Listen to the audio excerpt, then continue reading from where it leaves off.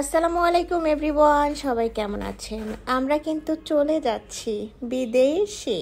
তো বিদেশে যাওয়ার জন্য তো রেডি হতে হবে। এদিকে হচ্ছে রিয়া রেডি হচ্ছে, আমি রেডি হয়ে গিয়েছি। আমার লাগেজটাকে সবই গোছানো হয়েছে। এখন বিউটি বক্সটা একটু গুছাবো, যেহেতু বিউটি পার্লার থেকে যাচ্ছি, সাজুগুজু করেছি আর এই জায়গার থেকে আমার মেকআপ আইটেম সবকিছু নিয়ে নিয়েছি। পার্লারের অবস্থা খুবই খারাপ, কারণ আমি আর রিয়া দুইজনে এমন ছড়িয়েছি, এটা আপনাদেরকে দেখানো যাবে না। যাই হোক, আমরা এখন বের হয়ে যাব।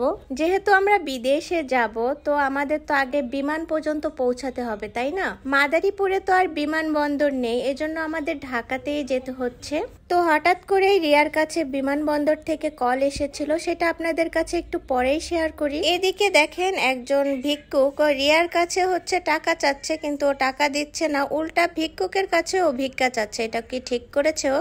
তো বিমানবন্দর থেকে রিয়াকে কল দেওয়ার কারণ হচ্ছে, আমাকে তো কল দিতে পারে না, আমাকে অনেক ভয় পায়, এই জন্য রিয়ার কাছে কল দিয়েছে।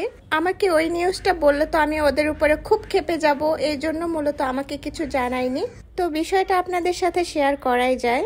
আমি নাকি পশ মানুষ, সেটা সবাই বলেন আপনারা, আমি বলি না। যাই হোক, আমার একটা প্রাইভেট বিমান আছে, সেটা হচ্ছে আমাদের বাংলাদেশের প্রধান উপদেষ্টা ডক্টর ইউনূস ভুল করে নিয়ে গিয়েছে। সেই কষ্টে মন ভালো করতে আমি কুয়াকাটা চলে যাচ্ছি।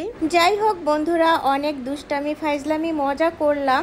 আমরা এই মুহূর্তে আছি মাদারীপুর ও কুয়াকাটা রোডের মাঝামাঝি স্থানে। তো অনেক কিছুই কিনে নিয়ে এসেছিলাম, হালকা পাতলা একটু খেলাম আমরা। আর এই যে দেখতে পাচ্ছেন, গাড়িতে কোনো লোক নেই আমরা ছাড়া, আর সামনে হচ্ছে চাচা আর চাচি বসা আছে। আর এইদিকে দেখেন, রিয়া একদম ঘুমে বেহুশ, গাড়ি ফাঁকা পেয়ে সে একদম সিটটাকে হেলিয়ে দিয়ে ঘুমিয়ে আছে।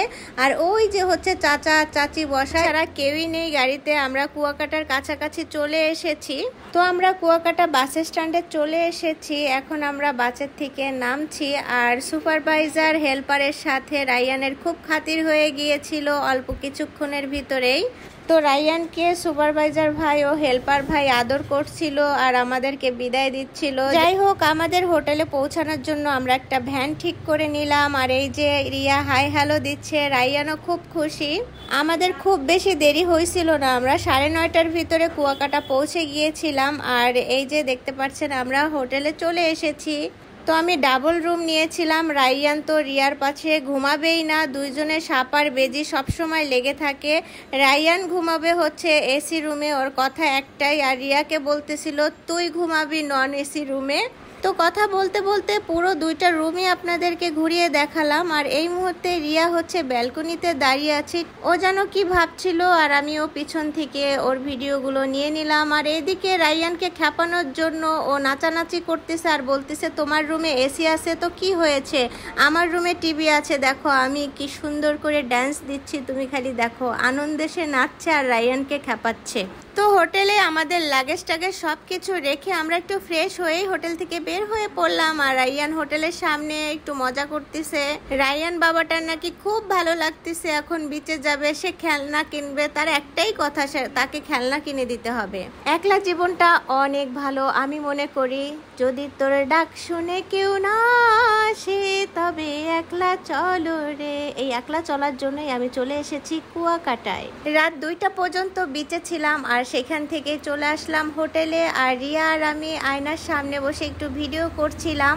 রিয়া মেয়েটা না বেশি ঢং করে, দেখেন কি করতেছে আর আমাকে হাসাচ্ছে।